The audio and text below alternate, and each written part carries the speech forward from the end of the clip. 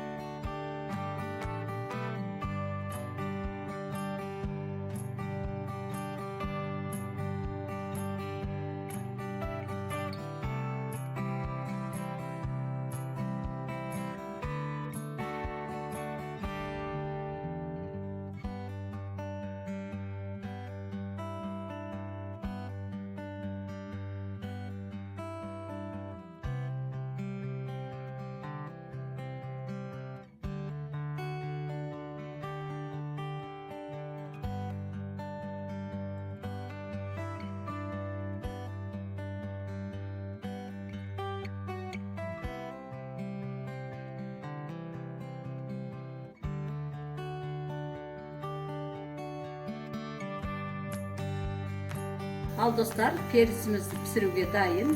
Енді piyaz ve səbizді qurub alamız.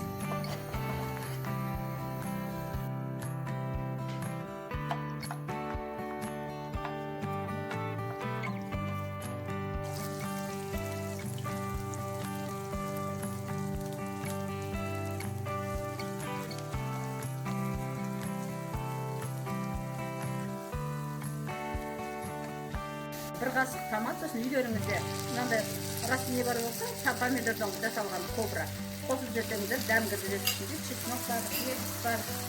Енді осы қуырып аламыз, сосын перецтің үстіне салып, пісіріп кетеміз.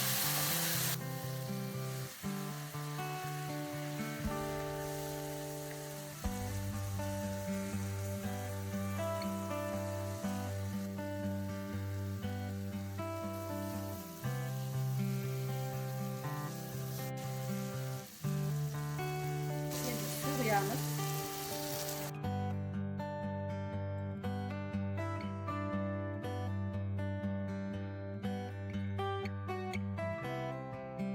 Осылай 10 минут бет крышкасын жауып қойып қоямыз. Кішкене тұз саламыз. Енді мына жасаған дүниені үстіне құямыз.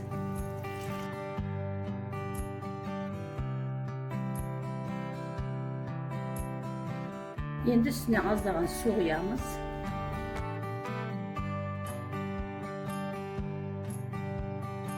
Ал енді қазанның қақпағын жауып 30-40 минут бұқтырамыз. Міне тамақ дайын болды.